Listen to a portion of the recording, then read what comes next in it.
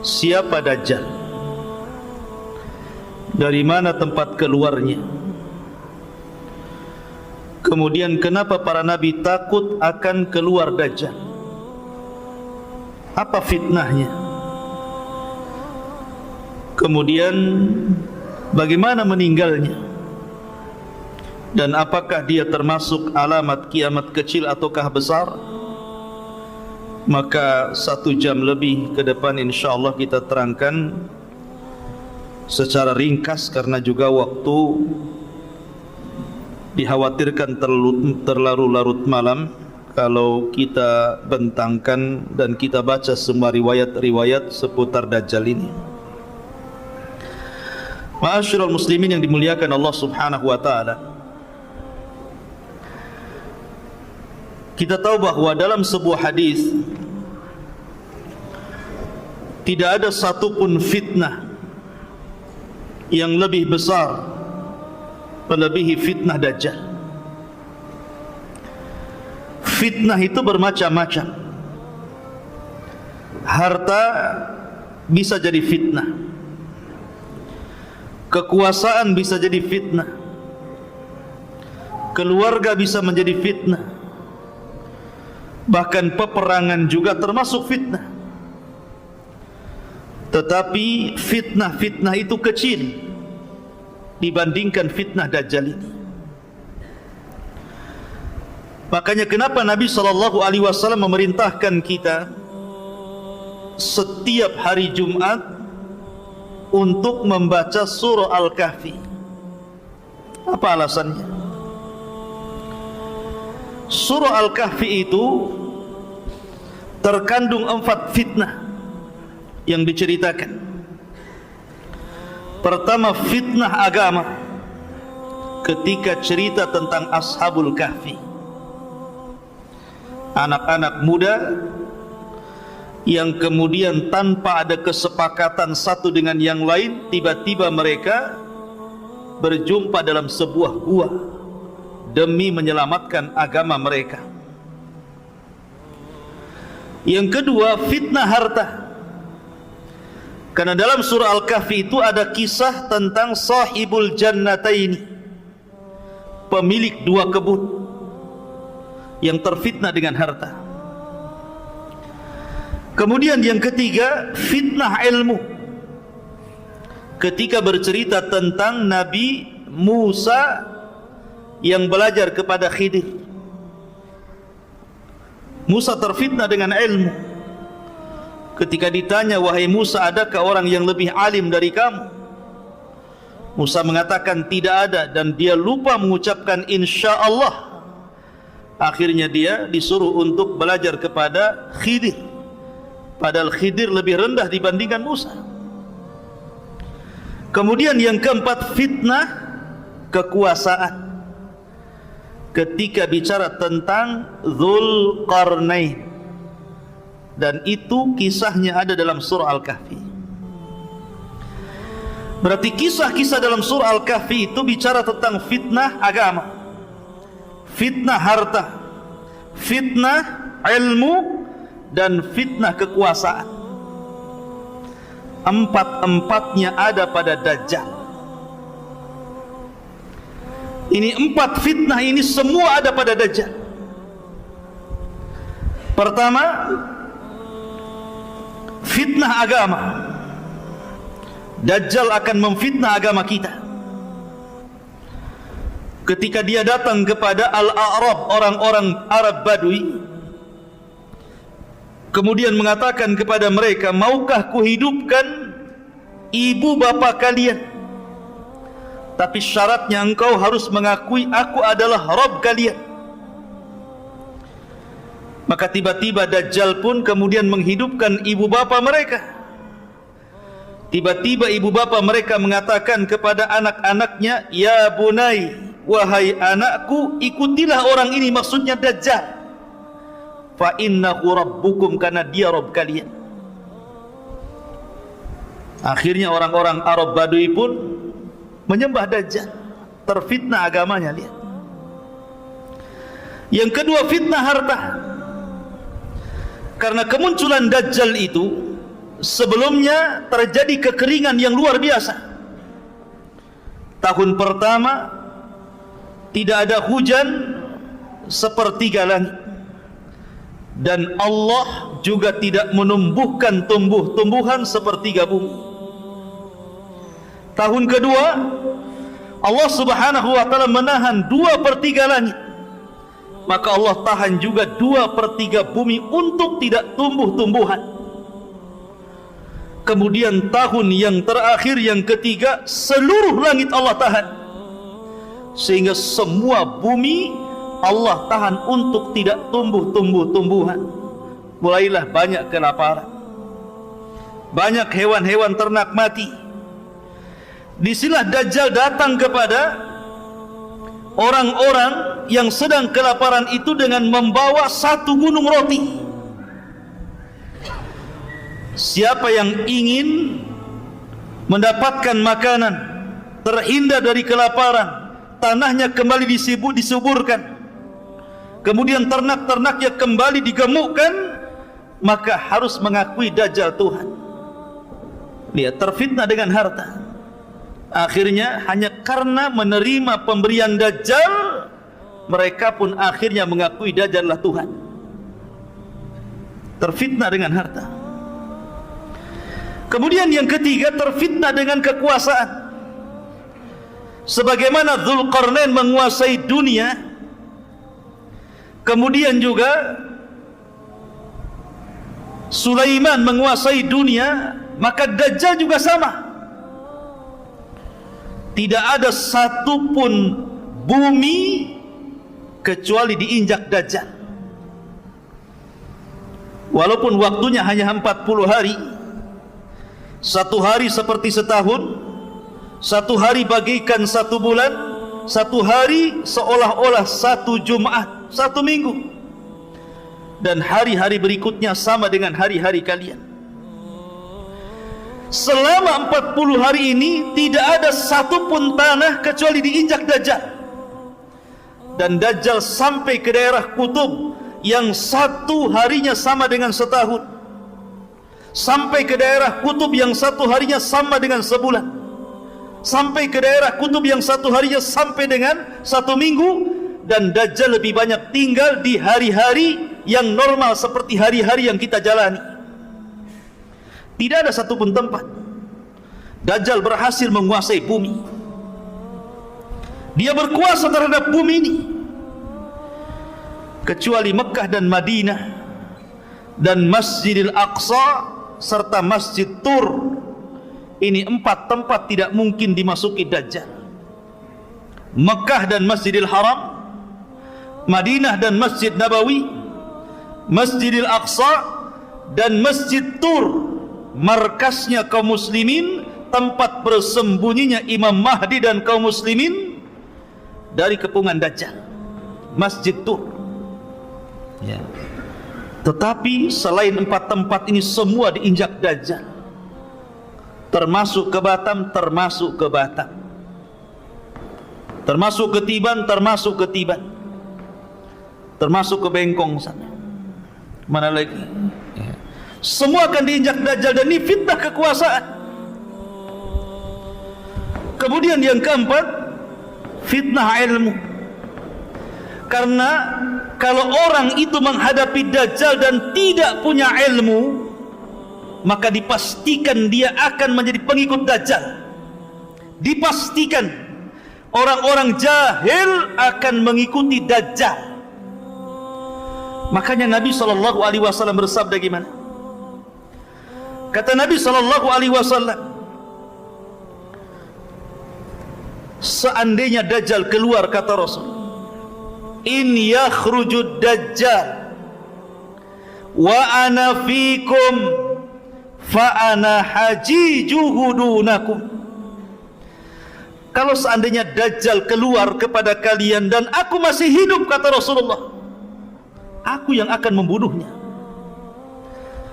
Wa iyakhruj fikum wa lastu fikum, tapi kalau Dajjal keluar kepada kalian sementara saya tidak ada lagi di hadapan kalian, saya sudah meninggal, fa kullu mri'in hajiju nafsihi, maka setiap jiwa harus menghadapi Dajjal masing-masing, dan tidak ada perlindungan kecuali perlindungan Allah. Karena tidak ada yang bisa mengalahkan Dajjal kecuali seorang Nabi. Ada perang lagi di sini. Perang. Jadi di sini Dajjal oleh Nabi SAW diancam, kalau Dajjal itu keluar sementara aku hidup, aku yang akan membunuhnya, aku yang akan menghadapinya. Dari sini kata para ulama, tidak ada yang bisa menghadapi Dajjal kecuali memiliki dua perkara. Satu, iman. Yang kedua, ilmu. Iman dan ilmu harus ada. Makanya Nabi SAW mengatakan, kalau Dajjal hidup, aku yang akan menghadapinya kalau sama-sama hidup di zamanku. Karena tidak ada yang kuat imannya, tidak ada yang kuat ilmunya melebihi Rasul SAW. Makanya terkadang heran, terkadang kalau kita bicara Dajjal, banyak juga yang komentar macam-macam. Imam Mahdi pasti keluar, tahun sekian pasti Dajjal keluar. Pertanyaannya, sudah disiapkan gak imannya? Sudah disiapkan gak ilmunya? Jangan-jangan Dajjal keluar, Anda pula orang yang pertama kali berada di belakang Dajjal. Dajjal itu bukan seperti Fir'aun. Dajjal itu bukan seperti Namrud. Fir'aun ngaku Tuhan, ngaku Tuhan. Namrud ngaku Tuhan. Bukhtun Nasr ngaku Tuhan. Dzunwas ngaku Tuhan. Tapi empat raja ini walaupun ngaku Tuhan, tidak punya kesaktian. Mereka berani memaksa orang untuk menuhankan hanya karena kekuasaan dan kekuatan pasukan. Kalau tidak mengakui saya Tuhan, ku bunuh, itu saja. Tapi tidak punya keanehan. Tidak seperti Dajjal, Allah berikan keanehan.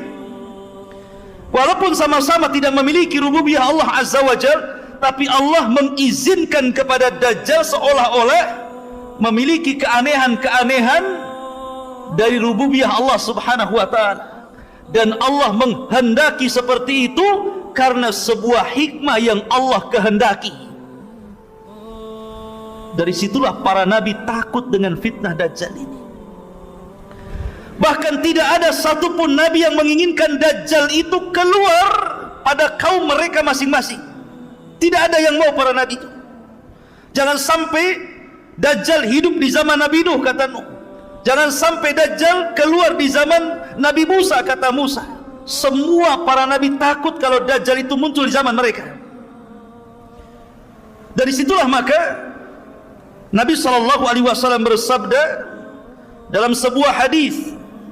Kata Nabi SAW, "Ma min nabiyyin illa hadzara qaumahu min fitnatil masihid dajjal."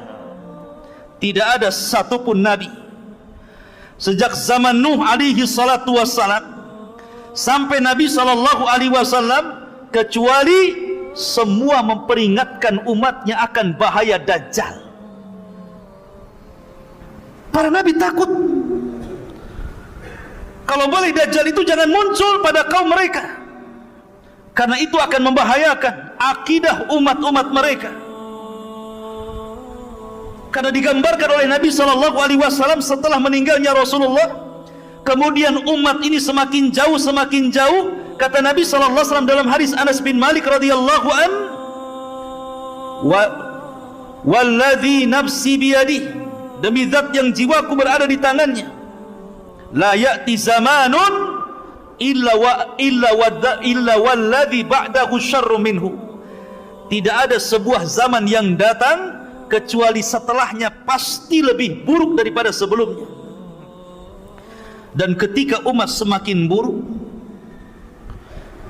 ketika umat jauh daripada Al-Quran, umat jauh daripada sunnah Rasulullah, kemudian umat sudah tidak menyebut-nyebut Dajjal lagi, Kata Nabi SAW, la yakhrujud dajjal hatta yadhhaban nas an dzikrihi wa hatta tatrukal a'immatu dzikrahu alal manabir.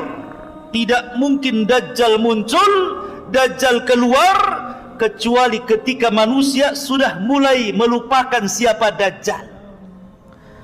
Ketika para ulama sudah mulai tidak membicarakan Dajjal di mimbar-mimbar mereka. Kata Nabi SAW, la yakhrujud Dajjal. Tidak mungkin Dajjal keluar sampai betul-betul dilupakan manusia.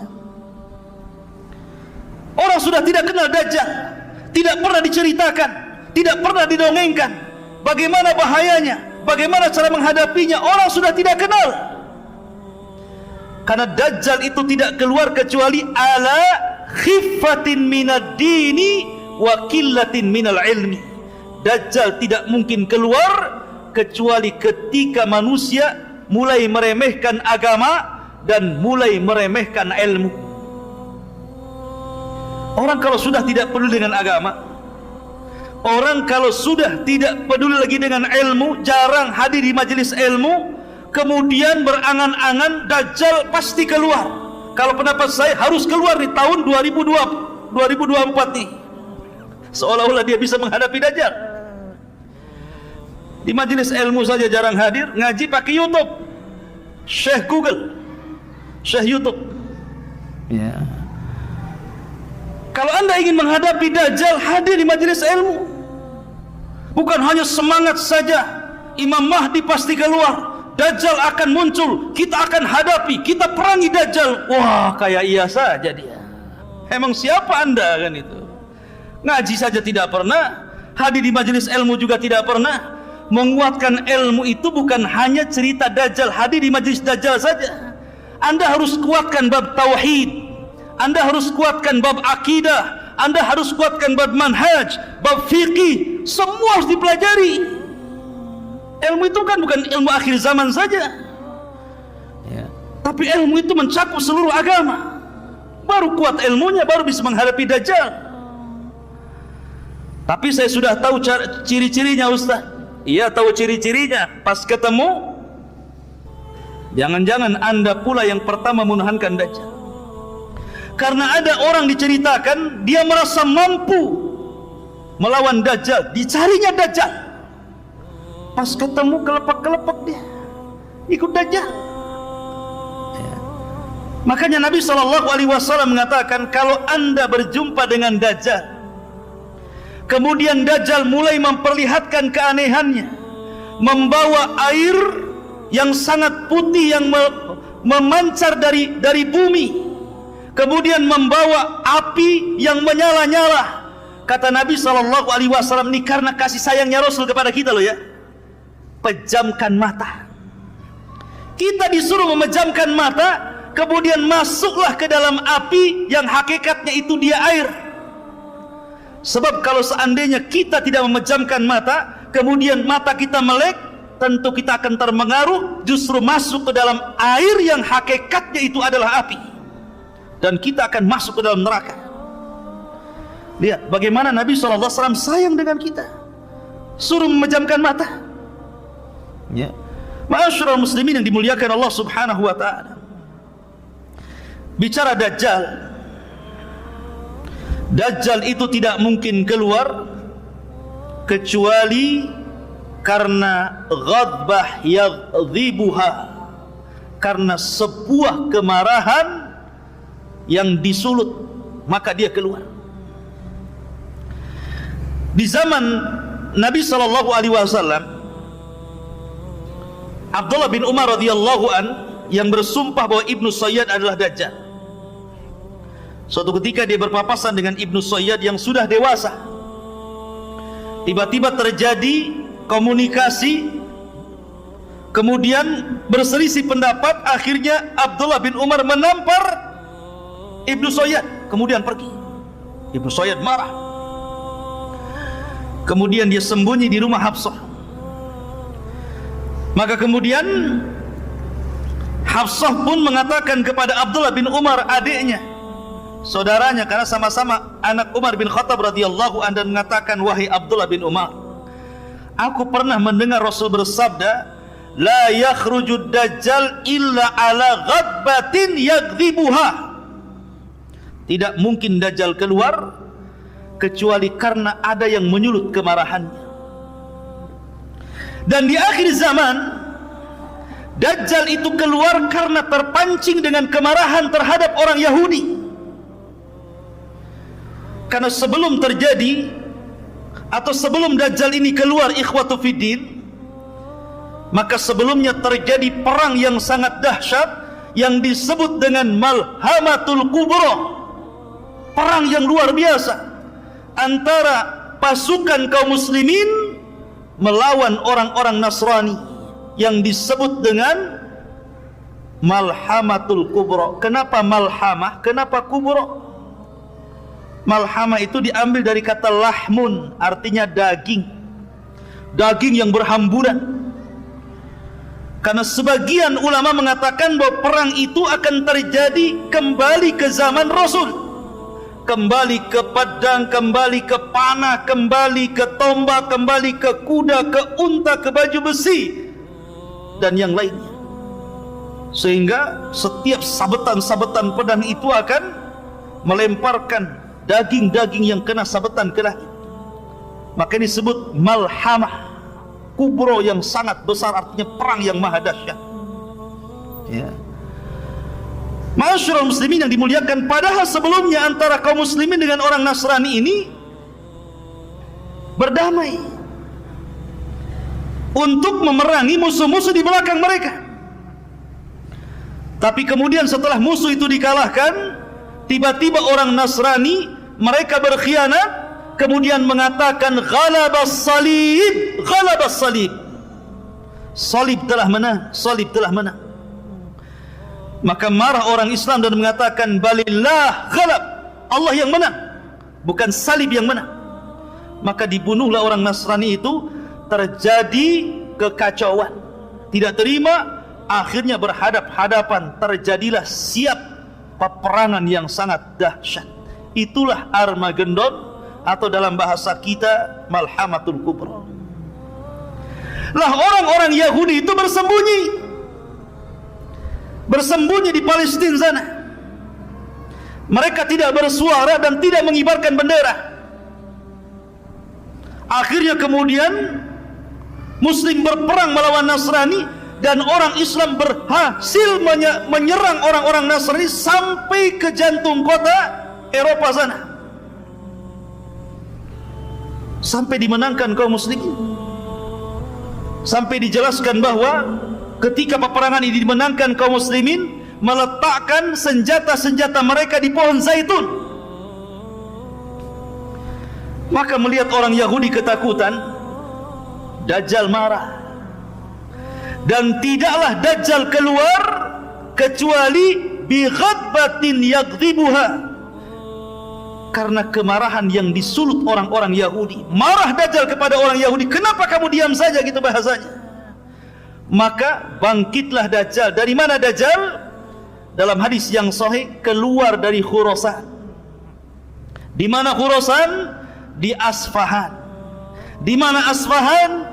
Di Iran. Di situ sudah ditunggu di kampung Yahudi 70.000 pasukan orang-orang Yahudi Asfahan, lengkap dengan atribut Yahudi di kepalanya. Alaihim toyalis, kata Rasulullah. Maka Dajjal pun keluar antara Irak dan Syam. Mulai dia membuat fitnah. Syekh Utsaimin rahimahullahu ta'ala menyebutkan dalam kitab Syarhul Mumti, Dajjal ini awal keluarnya tidak langsung aku Tuhan. Dia pura-pura jadi orang baik, pura-pura jadi ahli ibadah, pura-pura ngaku Muslim, supaya bisa mendekati orang-orang. Lama-lama ngaku Nabi. Maka orang-orang pun kemudian menjauhi Dajjal ini. Karena orang-orang Islam, mereka sangat yakin tidak ada Nabi, la nabiyya ba'di, tidak ada Nabi sepeninggal Rasul sallallahu alaihi wasallam. ketika tidak laku ngaku nabi, maka Dajjal mulai mengaku Tuhan. Ketika dia mulai mengaku Tuhan, itulah mulai nampak ciri-ciri fisik Dajjal yang disabdakan Nabi SAW. Apa ciri fisiknya? Mulailah Dajjal nampak ciri fisiknya, rajulun, seorang laki-laki, syab, anak muda, ahmar, kulitnya kemerah-merahan, qasir, orangnya pendek, gemuk, kemudian afhaj, kakinya bengkok, ja'dur ra'si, rambutnya keriting, ajlal jabhah, kemudian dahinya lebar, aridatun nahri, bidang dadanya, mamsuhul ainil yumna, sebagian matanya buta sebelah, dan yang melihat seperti buah anggur yang menonjol ke depan, sangat aib, nampak tidak baik, tidak memiliki muka yang buruk Dajjal itu. Kemudian di antara kedua matanya tertulis kafara, yaqra'uha katib au ghaira katib, qari au ghaira qari, bisa dibaca oleh orang yang bisa nulis ataupun tidak bisa menulis, oleh orang yang bisa baca ataupun yang tidak bisa baca, akan tertera kafir di sini. Bukan non muslim ya, kafir. Kemudian setelah itu Dajjal tidak mungkin punya keturunan, akim la yulad. Dan Dajjal memiliki kendaraan khimar yang sangat besar. Yang khimar ini bisa berkeliling dunia seperti hujan yang dihempas angin, sehingga mudah untuk kesana dan kemari. Dan diikuti 70.000 area Yahudi Asfahan. Lihat ikhwan, kira-kira tampang yang seperti ini ganteng apa jelek itu? Tampang yang seperti ini gagah atau tidak gagah? Tidak gagah. Jalannya saja bengkok kakinya. Tapi bukan berarti kalau ada orang yang bengkok kakinya, awas Dajjal. Ya. Kemudian matanya cuma satu. Kemudian kriwel. Kemudian tertulis kafir dan nggak bisa dihapus. Ya. Ma'asyiral muslimin yang dimuliakan, lihat, bentuk Dajjal itu jelek. Bentuk Dajjal itu jelek. Tetapi masalahnya bukan itu. Karena Allah Subhanahu wa taala sudah memberikan keanehan-keanehan kepada Dajjal. Dia mampu melakukan apa-apa yang tidak bisa dilakukan manusia. Manusia biasa, tukang sihir sekalipun tidak bisa. Karena dia pakarnya di atas tukang-tukang sihir. Ya. Dia rajanya tukang sihir. Bagaimana tidak bisa ikhwatu fiddin dunia ngikut Dajjal? Bukan Dajjal ngikut dunia. Kata Dajjal, hei bumi, keluarkan pembendaharaanmu. Langsung keluar emas, keluar perak, keluar jamrud, keluar perhiasan macam-macam. Ya. Kalau Dajjal mengatakan kepada langit, hujan kamu, maka langit hujan. Kalau dia mengatakan kepadamu, tumbuh kamu, tumbuh. Mau buah apa? Mangga, duren, pisang, apa? Sebutkan. Gimana orang-orang tidak terpikat dengan Dajjal? Walaupun jelek kayak gitu, ya orang-orang tertariklah dengan Dajjal. Maaf ya, apalagi ibu-ibu, itu suka kali sama Dajjal itu. Ya. Kenapa coba yang banyak nanti di akhir zaman para pengikut Dajjal itu ibu-ibu? Karena kesenangan ibu-ibu itu berbeda dengan kesenangan bapak-bapak. Bapak-bapak itu senangnya cuma satu, perempuan. Makanya kalau dia gabung di grup cerita poligami saja. Tapi kalau ibu-ibu grupnya itu isinya gambar tas, gambar baju, gambar gelang, ya kan Bu ya? Jarang bilang cerita bapak poligami, jarang. Marah yang ada. Ya. Artinya kesenangan ibu-ibu itu kepada harta lebih, makanya terfitnah dengan harta. Apapun yang dimau ibu-ibu sama Dajjal, mau apa? Mau tas? Merek apa? Semua dikasih. Sehingga karena kejahilannya, karena ta'assubnya, karena mengikuti hawa nafsu dan perasaannya, sehingga para wanita akan lebih banyak menjadi pengikut Dajjal dibandingkan laki-laki. Sampai karena takutnya bapak-bapak kepada ibu, pulang dia, dicarinya anak perempuannya, dicarinya ibunya, dicarinya saudarinya, dicarinya bibinya, dirantai, jangan sampai berjumpa dengan Dajjal, sampai dirantai. Tapi jangan dirantai dari sekarang ya, nanti kalau keluar Dajjal. Ma'asyiral muslimin yang dimuliakan Allah Azza wa Jalla. Tapi di sini ikhwatu fiddin, dengan melihat fisik Dajjal yang jelek itu, Dajjal ini mengaku Tuhan dan diberikan keanehan yang luar biasa. Anehnya, dia tidak bisa menghapus kafir di dahinya. Dia bisa mengatakan kepada langit, hujan kamu, hujan. Bumi tumbuh, tumbuh. Keluar kamu pendaraan bumi, keluar. Setiap datang ke sebuah desa, kalau mereka mau beriman kepada Dajjal, disuburkan, ternaknya digemukkan, kemudian makannya dicukupkan, semua kaya. Tapi dia tidak sanggup menghapus kalimat kafir. Dia tidak bisa menyembuhkan matanya. Dia tidak bisa menyembuhkan kedua kakinya yang bengkok.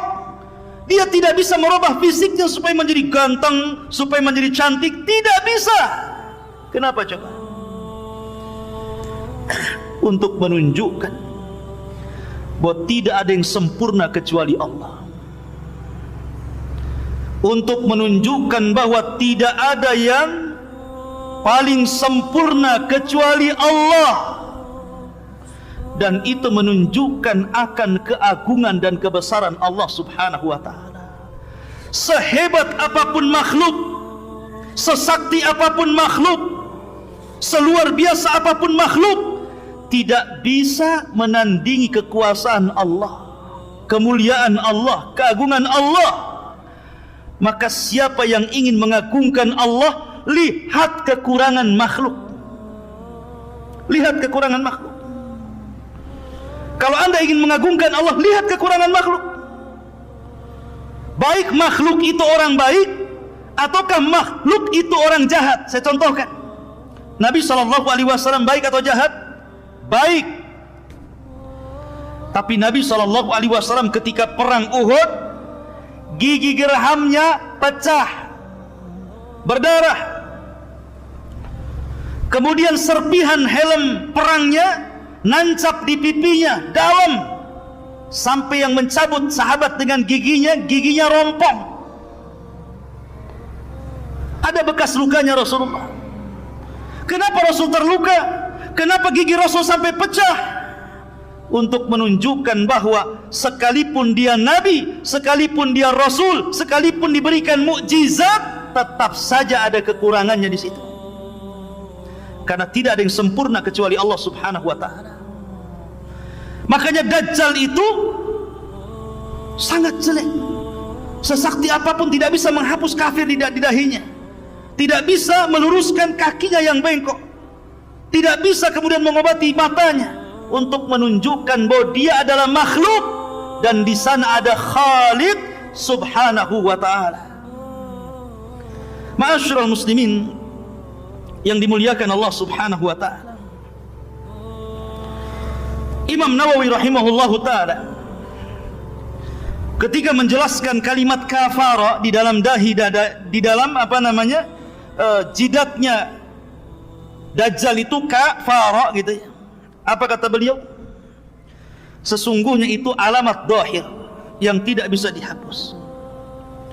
Sengaja Allah Subhanahu wa ta'ala tampakkan itu, di mana seorang muslim akan sanggup membaca apa yang ada di jidat Dajjal itu. Baik dia bisa menulis atau tidak, baik dia bisa membaca atau tidak. Tapi orang-orang munafik, orang-orang ahli maksiat, apalagi orang-orang kafir, seolah-olah mereka tidak diperlihatkan kalimat kafir. Lihat. Dari sini ikhwatu fiddin, bahwa hidayah itu milik Allah subhanahu wa ta'ala. Sudah jelas-jelas ada kafirnya, dia tidak mau mengkafirkan Dajjal, malah jadi pengikutnya. Itu tanda-tanda yang sudah jelas loh. Jelas-jelas saya ini kafir, kenapa kamu ikut orang kafir gitu. Tapi sekali lagi, hidayah milik Allah. Kalau Allah hendak memberikan hidayah, maka tidak ada yang bisa menyesatkannya. Tapi kalau Allah hendak menyesatkan, tidak ada yang sanggup memberikan hidayah. Perhatikan firman Allah subhanahu wa ta'ala, ya ikhwan. Allah subhanahu wa ta'ala berfirman ketika bicara tentang kinayah seorang nabi di dalam Al-Quranul Karim.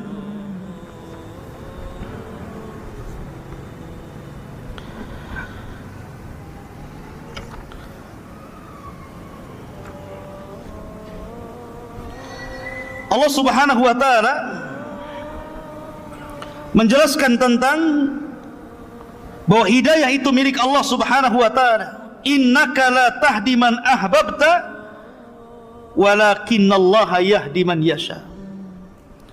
Sesungguhnya ya Muhammad, engkau tidak akan mampu memberikan hidayah kepada orang yang kau cintai, karena hidayah itu hanya milik Allah subhanahu wa ta'ala. Allah yang kasih kepada siapa yang dikehendaki. Dari sini maka, karena hidayah itu milik Allah, maka mintalah perlindungan kepada Allah. Kalau seandainya Allah takdirkan Dajjal muncul, agar kita diistiqomahkan dan tidak mudah goyah keimanan kita. Karena Allah subhanahu wa ta'ala itu mudah membolak-balikan hati orang. Pagi dia beriman, sore dia kafir. Sore dia beriman, pagi sudah kafir. Ma'asyiral muslimin, ini fitnah yang luar biasa. Baik, kita akan urut. Ma'asyiral muslimin yang dimuliakan Allah subhanahu wa ta'ala, siapa para pengikut Dajjal? Saya katakan di awal bahwa Dajjal itu akan muncul di Khurasan, kemudian akan diikuti 70.000 Yahudi Asfahan, lengkap dengan atribut Yahudi di kepalanya. Dari situlah mulai Dajjal melanglang buana. Kemudian Dajjal pun mulai memerangi bangsa Arab. Kemudian banyak orang-orang Arab akhirnya ikut Dajjal, orang-orang Arab yang jahil. Banyak yang ikut Dajjal. Kemudian nyasar ke orang-orang Turk. Orang-orang Turk itu orang-orang yang matanya sama dengan mata kita, kayak orang-orang Asia model-model antum ini, ya. Jadi matanya sipit, wajahnya bulat gitu ya, kulitnya putih. Itu kan orang-orang Asia, orang-orang Turk. Kemudian juga orang-orang asing, bukan orang Arab kayak kita ini, orang asing bukan orang Arab. Orang asing akan banyak menjadi pengikut Dajjal. Orang-orang Turk banyak akan mengikut Dajjal, termasuk juga para wanita. Saya katakan dari tadi, para wanita akan banyak dan sangat banyak mengikuti Dajjal. Termasuk juga adalah orang-orang yang memang dari hatinya sudah penuh dengan kemunafikan dan kekafiran, maka mereka akan jadi para pengikut Dajjal. Dajjal ini ikhwatu fiddin kemudian selama perjalanannya 40 hari ini akan membuat fitnah di sana dan di sini. Sebagaimana tadi yang sudah saya ceritakan, dia lewat ke sebuah perkampungan kemudian mengajak beriman. Kalau kampung itu beriman, maka Dajjal menjanjikan tanahnya subur, ternaknya gemuk, kekayaannya ditambah, dan mereka tidak akan kelaparan dan mereka akan dikayakan. Tapi kalau tidak mau beriman, ditinggalkan Dajjal, tiba-tiba kering kelontang tanahnya, hilang makanannya, mati tumbuh-tumbuhannya, mati binatang-binatangnya, kelaparan. Begitulah Dajjal, ya. Seolah-olah di tangannya sorga dan neraka, seolah-olah di tangannya air dan api, padahal itu adalah sihir, sihir yang ditampakkan syaitan. Ma'asyiral muslimin, sampai akhirnya Dajjal berusaha untuk masuk ke dalam Mekah, tetapi Dajjal tidak bisa masuk karena di Mekah itu dipagari oleh para malaikat dengan pedang yang terhunus. Maka Dajjal harus melawan malaikat dan pasti akan kalah. Makanya Dajjal kemudian tidak bisa masuk ke Makkah dan Masjidil Haram, akhirnya bergerak ke Madinah. Rupanya di Madinah sama.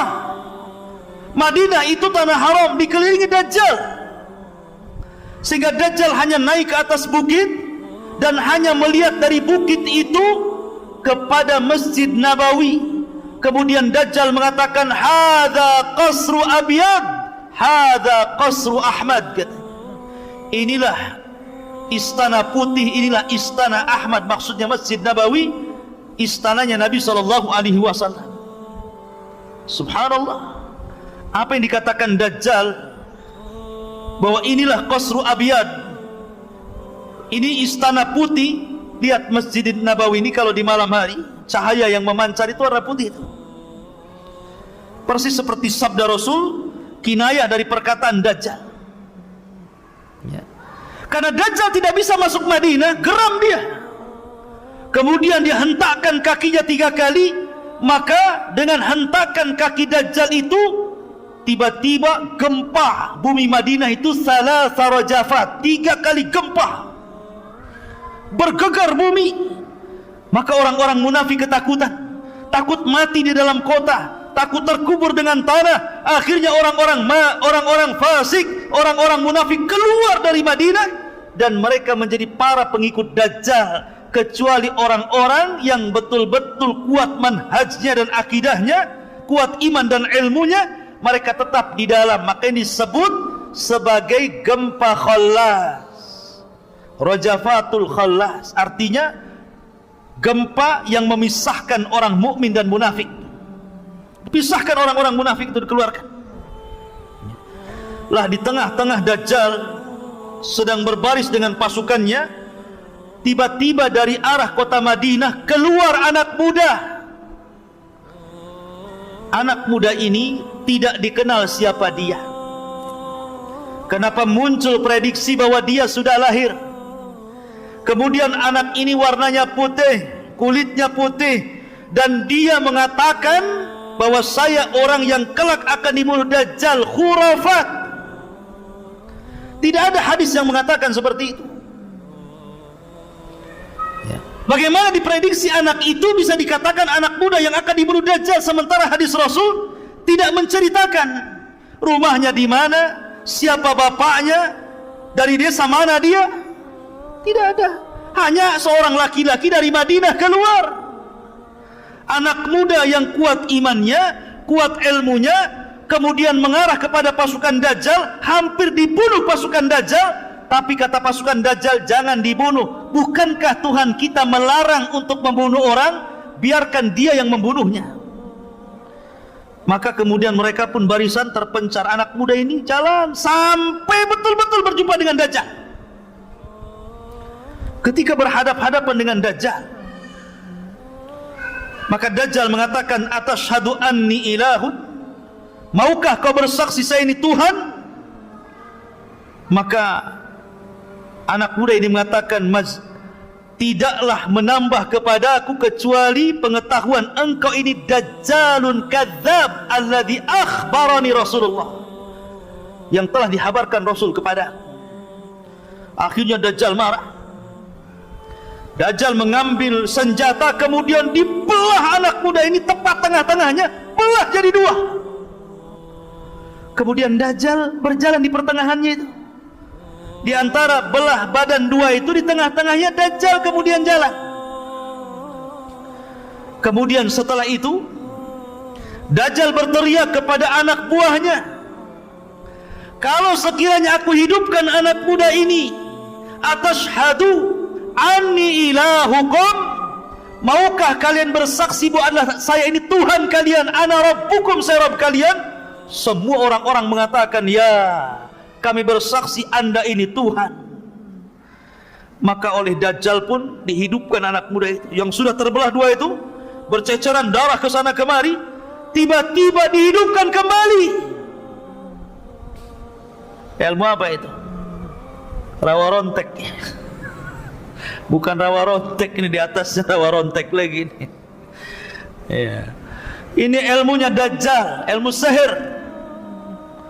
Ketika anak muda ini dihidupkan, kata Dajjal, sudah tahu kesaktianku, maukah kau akui aku adalah Tuhan?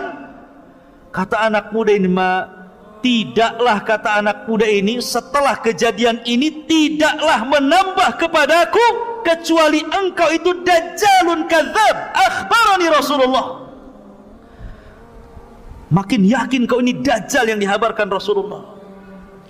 Maka Dajjal ngamuk, hampir-hampir dia membunuh anak muda, tapi tidak bisa.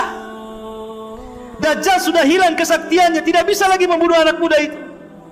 Akhirnya karena takut aibnya, padahal sebenarnya anak muda ini sudah bicara dengan orang-orang, jangan percaya dia, kejadian itu hanya satu kali, tidak mungkin diulang lagi. Tapi dasar orang yang sudah buta hatinya, buta matanya, buta hidayah, maka tidak didengar ucapan anak muda itu. Akhirnya anak muda itu dilempar ke dalam api yang hakikatnya itu air. Padahal anak muda sudah mengatakan dia tidak mungkin bisa mengulang lagi, tidak mungkin membunuhku. Tapi biar kelihatan bahwa Dajjal sakti, dilemparnya ke dalam api, tidak jadi dibunuh. Ma'asyiral muslimin yang dimuliakan Allah Azza wa Jalla. Akhirnya Dajjal pun mulai melanglang buana ke sana kemari, menyesatkan manusia sebanyak-banyaknya. Dan inilah fitnah yang paling besar. Nabi SAW bersabda, Allahumma la taj'al musibatana fi dinina. Ya Allah, jangan kau jadikan musibahku menimpa kepada agamaku. Dan Dajjal ini fitnahnya soal agama, betul-betul disesatkan kita ini, dirubah agama kita ini. Makanya kenapa wajar kalau para nabi itu sangat memperingatkan umatnya tentang bahaya Dajjal. Nuh mengatakan kepada umatnya, hati-hati Dajjal, hati-hati dengan Dajjal. Nabi Syuaib mengatakan kepada umatnya, hati-hati dengan Dajjal. Nabi Saleh, Nabi Lut, Nabi Ibrahim, Nabi Musa, Nabi Isa, seluruh para nabi mengatakan kepada umatnya, hati-hati dengan fitnah Dajjal. Termasuk Rasulullah, termasuk Rasulullah.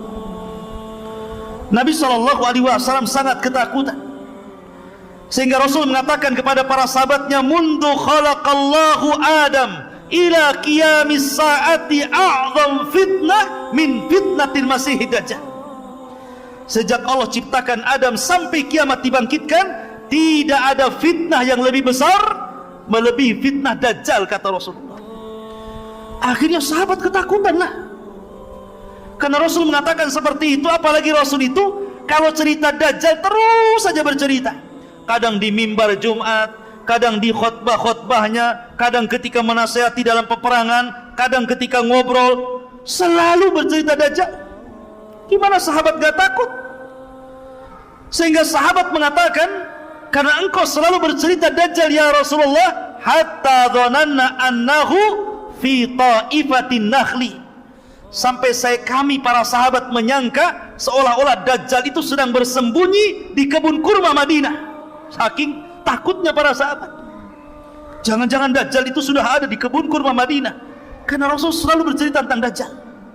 Dan begitulah caranya para nabi untuk menghindarkan kemunculan Dajjal, dengan cara berbicara banyak tentang Dajjal. Karena Dajjal tidak mungkin keluar kecuali kalau orang sudah berhenti menyebut-nyebut tentang Dajjal. Maka ceritakan Dajjal kepada anak-anak Anda, ceritakan kepada anak-anak kita tentang bahaya Dajjal. Nah, Dajjal ini begini-begini. Sudahlah cerita-cerita dua anak botak itu nggak usah diceritakan. Tidak perlu cerita tentang kura-kura ini itu, tidak perlu. Dari sekarang ceritakan tentang Dajjal, ceritakan tentang Ya'juj dan Ma'juj, ceritakan tentang turunnya Isa, ceritakan tentang Rasulullah, para sahabat. Gantilah sekarang cerita-cerita di rumah itu, karena Dajjal tidak mungkin keluar bahkan akan gagal keluar di tahun 2022 kalau Anda terus cerita Dajjal. Ya, memang kan begitu hadisnya. Ya. Supaya enggak keluar tahun 2022 apa? Perbanyak cerita Dajjal. Ceritakan Dajjal di mana-mana. Enggak keluar itu. Karena Rasul yang mengatakan, la yakhrujud Dajjal hatta yadhhaban nas an dzikrihi wa tatrukal a'immatu dzikrahu 'alal manabir. Tidak mungkin Dajjal keluar sampai manusia berhenti menyebutnya. Para dai, para duat berhenti menyebut di mimbar-mimbarnya. Ketika manusia sudah lalai, Dajjal keluar. Tapi kalau antum terus menyebutkan soal Dajjal, maka Dajjal tidak mungkin keluar dalam waktu dekat. Karena masih banyak orang yang bercerita Dajjal. Ya. Ma'asyiral muslimin yang dimuliakan Allah Subhanahu wa taala. Dajjal ini sudah ada. Dan sudah ada di sebuah tempat. Tempatnya di mana? Allahu a'lam. Sekali lagi, kalau sudah dikatakan tempat, Allahu a'lam. Jangan diprediksi. Karena Nabi SAW ketika ditanya soal tempat, apakah di laut Syam? Oh tidak, di laut Yaman. Apakah di laut Syam? Oh tidak, di laut Yaman. Kata Rasul, oh tidak, bal min kibalil masyriq, ma huwa min kibalil masyriq, ma huwa min kibalil masyriq, kata Rasulullah. Oh bukan laut Syam, bukan laut Yaman, tapi sebelah timur, sebelah timur, sebelah timur, tanpa menyebut di mana pulaunya. Pokoknya sebelah timur. Karena hadis yang ada, hadis yang sahih, sekali lagi, Dajjal akan keluar pertama kali di mana? Di negeri yang banyak orang Syiahnya, Iran, Khurasan. Dan akan terbunuh di negeri yang banyak Yahudinya, Babil Lud, dekat Baitul Maqdis, bertepatan dengan Israel. Ya. Ma'asyiral muslimin yang dimuliakan Allah Azza wa Jalla. Ada hadis yang sangat bagus kalau cerita tentang Dajjal. Hadis Tamim ibn Aus Ad-Dari. Tamim ibn Aus Ad-Dari ini, ikhwatu fiddin, adalah seorang sahabat. Dulunya Nasrani, kemudian masuk Islam. Tamim Ad-Dari ini ahli ibadah, termasuk ahli ibadah Palestina. Bahkan terkadang satu malam dia sholat hanya membaca satu ayat diulang-ulang sampai subuh. Dan dia menangis. Dialah yang menerangi masjid Rasulullah. Dia pula yang membuatkan mimbar Rasul sallallahu alaihi wasallam. Tamim ibn Aus Ad-Dari, orang yang sangat dihormati Umar ibn Khattab karena punya karamah yang zahirah, yang nampak. Jadi ada kisah demikian. Kenapa Umar sangat menghargai Tamim ibn Aus Ad-Dari? Jadi ketika Abu Bakar memerangi Musailamah Al-Kadzab, si Nabi KW, Nabi palsu, maka terjadilah peperangan di Yamamah. Banyak orang-orang yang hafal Quran meninggal dunia. Dan Musailamah berhasil dibunuh oleh Wahsy, budaknya Hindun. Kemudian orang-orang yang selamat dari orang-orang kafir bersembunyi. Salah satunya saudara Musailamah, namanya Harmalah Hanafi. Masih ada saudara dengan Musailamah Al-Kadzab, bersembunyi dia. Ketika Abu Bakar meninggal dunia, khalifah kemudian naik Umar ibn Khattab radhiyallahu an. Datang Harmalah kepada Umar ingin masuk Islam. Kemudian dia mengatakan, ya Umar, inni taib qabla an taqdiru alayya. Ya Umar, saya bertobat kepada Allah. Saya ingin masuk Islam sebelum kau tangkap aku. Takut kalau sebelum ditangkap dia tidak bertobat, bisa dipenggal tuh. Maka dia mengatakan, saya tobat sebelum kau tangkap aku, katanya. Kata Umar ibn Khattab, kalau engkau ingin bertobat, ingin belajar agama, pergi sana ke Palestina. Di sana ada Sayyidul Muslimin, pemimpinnya orang Muslim, Tamim ibn Aus Ad-Dari, ada di sana. Dan ingat, Tamim ibn Aus Ad-Dari ini punya kebiasaan. suka memukul orang di samping kanan dan di samping kiri, bukan dipukul keras-keras, tidak. Ya, ya ditepak gitu saja, tepak. Ya. Kemudian ditarik tangannya, ayo makan di rumah. Selalu seperti itu. Siapapun yang duduk di samping kiri Tamim ibn Aus Ad-Dari, dia kebagian makan di rumahnya. Itu kebiasaannya, ngajak makan. Coba antum buat kayak gitu, biar saya bisa duduk di samping antum. Ya kan? Jadi kebiasaan Tamim ngajak makan, masya Allah. Ya, baiknya Tamim ibn Aus Ad-Dari ini. Jadi suatu ketika terjadi kebakaran hebat di Hurrah, satu tempat, api membumbung di mana-mana, kebakaran hebat. Datanglah Umar ibn Khattab kepada Tamim ibn Aus Ad-Dari dan mengatakan, ya Tamim, engkau harus menyelesaikan kebakaran itu. Ya. Akhirnya kata Tamim, ma'ana ya Amirul Mu'minin, siapa saya wahai Amirul Mu'minin harus menyelesaikan kebakaran? Ya. Kata Umar ibn Khattab, sudah, kau harus menyelesaikannya. Berangkatlah Umar ibn Khattab, Harmalah dan Tamim ibn Aus Ad-Dari. Sampai di tempat kebakaran, maka dia berdoa kepada Allah Azza wa Jal, kemudian dikebaskan tangannya, padam semua apinya. Karamah, ikhwan. Karamah namanya. Ya. Kalau antum sampai 100 gini tetap ini nggak akan mati. Ya. Kecuali bawa mobil damkar, baru mati. Ya. Ini karamah Tamim bin Aus Ad-Dari. Ya. Lah hebatnya di antara keutamaan Tamim bin Aus Ad-Dari ini, tidak ada sepanjang sejarah Rasul mengambil cerita dari sahabat kemudian diceritakan kembali ke sahabat, kecuali ceritanya Tamim ibn Aus Ad-Dari tentang Dajjal. Karena ceritanya Tamim persis seperti cerita Dajjal yang selalu Rasul ceritakan kepada para sahabatnya. Makanya Rasul SAW mengambil cerita Tamim kemudian diceritakan kepada para sahabatnya. Dan tidak pernah ada cerita sahabat diambil Rasulullah. Biasanya Rasul yang bercerita diambil sahabat. Ini cerita sahabat diambil Rasulullah, disampaikan kepada sahabat yang lainnya. Dan itu salah satu keutamaan Tamim bin Aus Ad-Dari. Suatu ketika, hadis ini dikeluarkan Imam Muslim dari hadis Fatimah ibn Qais. Kata Fatimah ibn Qais, aku mendengar ada seorang yang menyuruhkan as-salatul jami'ah. Kalau ada seruan as-salatul jami'ah, berarti ada sesuatu yang penting yang harus hadir di masjid. Makanya dalam salat kusuf gerhana itu disunnahkan kalimat bukan azan, tapi menyebut as-salatu jami'ah kalau ngundang orang. Jadi kalau terjadi gerhana, antum ke masjid, ambil mic, as-salatul jami'ah, biar orang-orang datang, bukan azan. Ya. Maka orang-orang pun kemudian datang. Setelah itu kemudian Nabi SAW sholat. Setelah sholat kemudian Nabi SAW berceramah naik ke atas mimbar.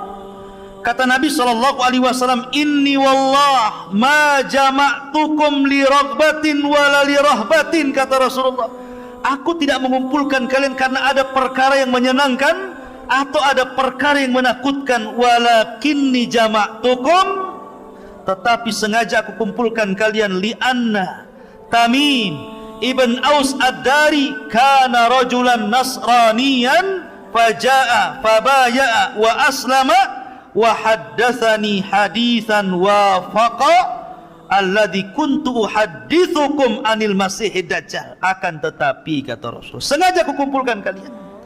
Ada seseorang namanya Tamim bin Aus Ad-Dari baru saja datang, berbaiat kepadaku, masuk Islam kepada agamaku. Dia menceritakan sebuah cerita persis seperti yang aku ceritakan kepada kalian tentang Dajjal. Mulailah Nabi SAW bercerita tentang ceritanya Tamim ibn Aus Ad-Dari. Jadi Tamim dan 30 awak ini hendak melakukan perjalanan perniagaan, mau dagang. Rupanya di tengah lautan datang ombak sangat besar, menggulung kapalnya, dipermainkan ombak sehingga kapalnya akhirnya terhempas sedikit demi sedikit, entah berantah ada di pulau mana, tiba-tiba berhari-hari, ada yang mengatakan syahron, 1 bulan, diombang-ambing tah kemana. Akhirnya tiba-tiba Tamim bin Aus Ad-Dari terdampar di sebuah pulau setelah 1 bulan dipermainkan ombak. Bayangkan 1 bulan dipermainkan ombak, ya.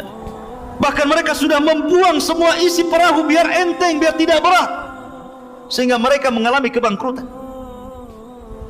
Ma'asyiral muslimin, setelah itu sampailah di sebuah jazirah, sebuah pulau apa? Yang jelas bukan Pulau Sakotra. Wallahu a'lam.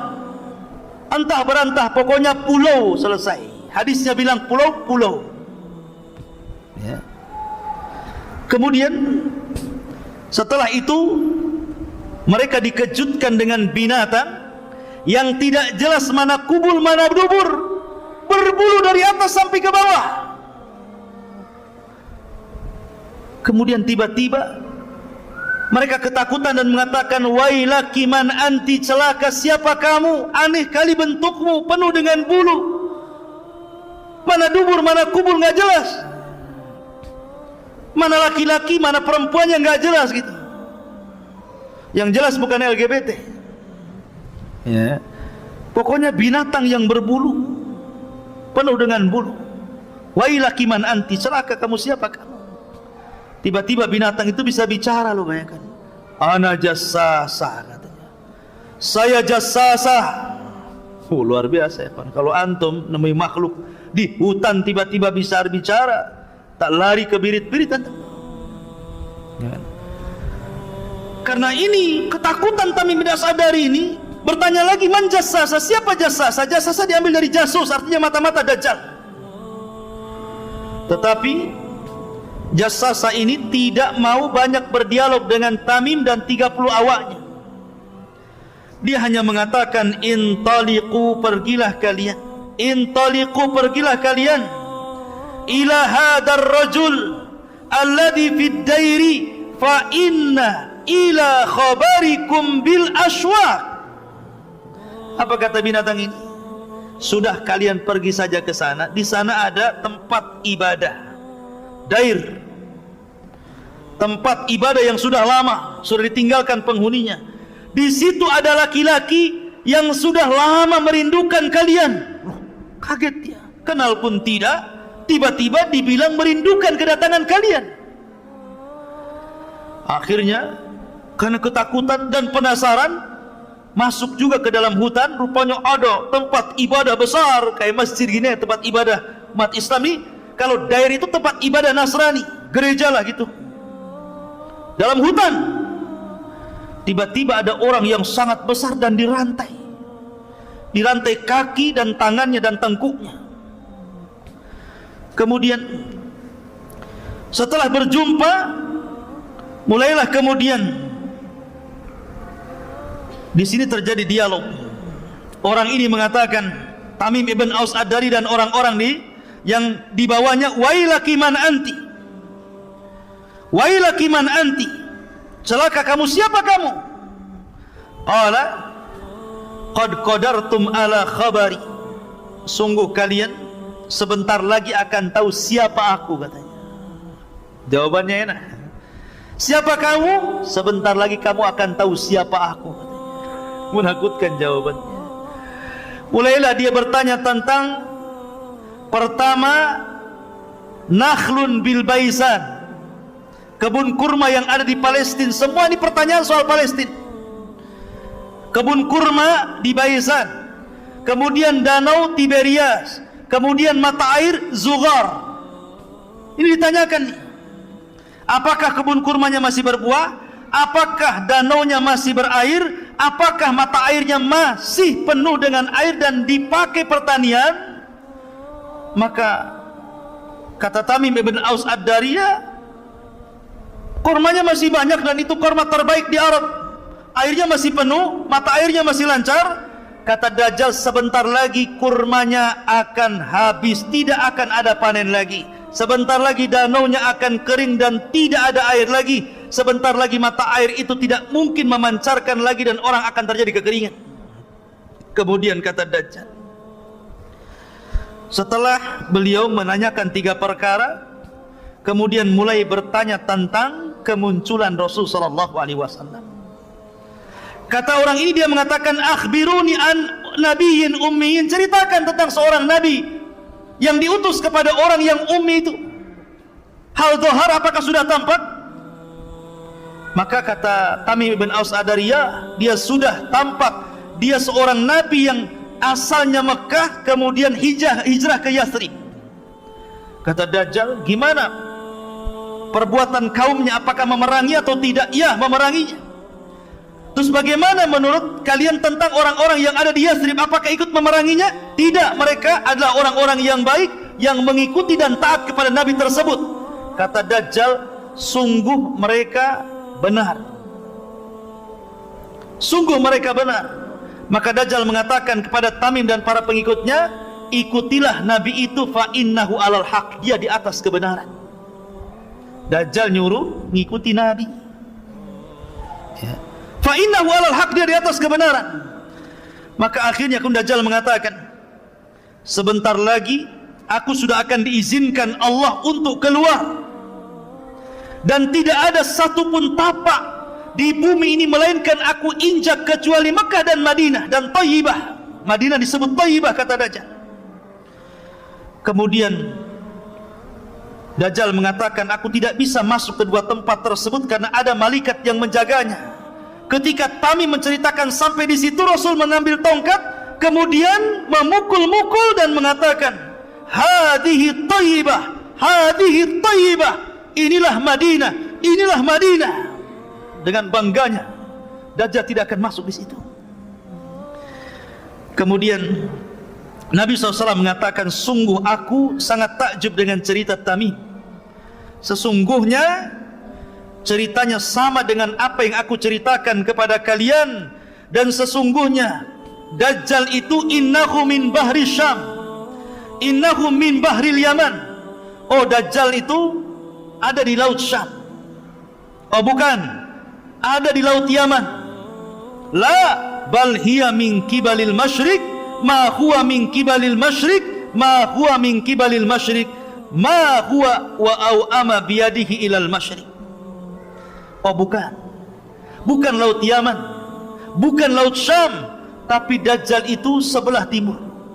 Dajjal itu sebelah timur. Dajjal itu sebelah timur. Dan dia mengisyaratkan dengan tangannya sebelah timur. Maka Dajjal tidak tahu di mana tempatnya, tapi dari hadis Tamim ibn Aus Ad-Dari bahwa Dajjal itu ada dan sudah muncul.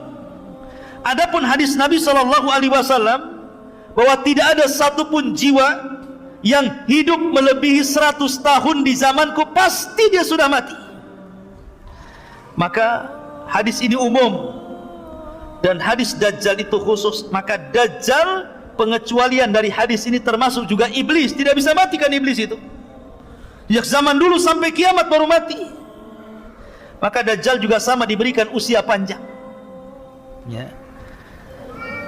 Lah ikhwatu fiddin, karena Dajjal itu dikabarkan oleh Rasul sudah ada dan sangat menakutkan fitnahnya, sehingga para sahabat menyangka bahwa Dajjal itu ada di kebun kurma Madinah. Sampai-sampai ketika ada kabar tentang anak kecil namanya Ibnu Sayyad atau Saf, itu mirip dengan Dajjal ciri-cirinya, sampai mereka khawatir, Dajjal sudah keluar.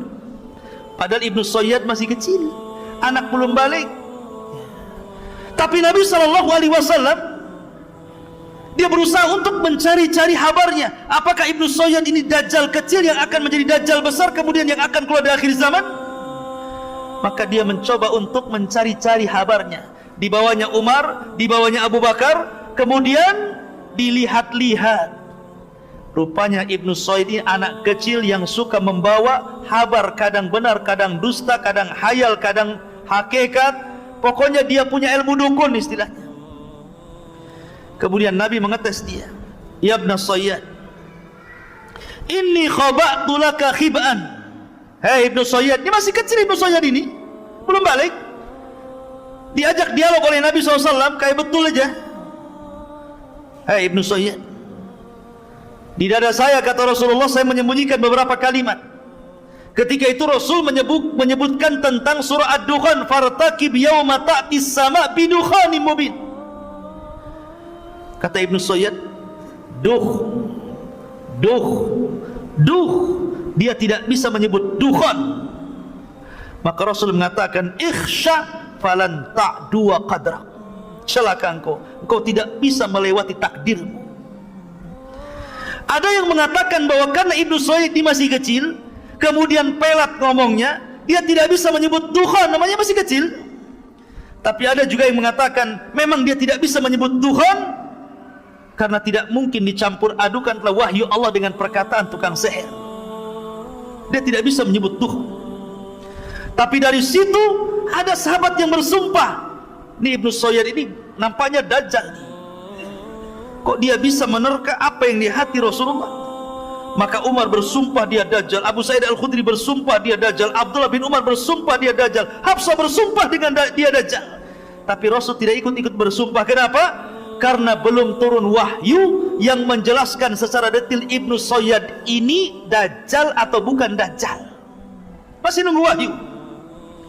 Sampai akhirnya Rasul punya siasat dengan Abu Bakar dan Umar, ingin mendatangi Ibnu Sayyid secara tiba-tiba, biar tahu Ibnu Sayyid dajjal atau bukan dajjal. Akhirnya datang secara tiba-tiba, rupanya ada ibunya. Tahu pula tuh Rasulullah SAW mendekati Ibnu Sayyid, kata ibunya, ya Saf, ataka Muhammadun, hei Saf, hati-hati tuh ada Muhammad datang kepadamu. Ketika Saf melirik, ternyata ada Rasulullah, lari dia bersembunyi di belakang punggung ibunya.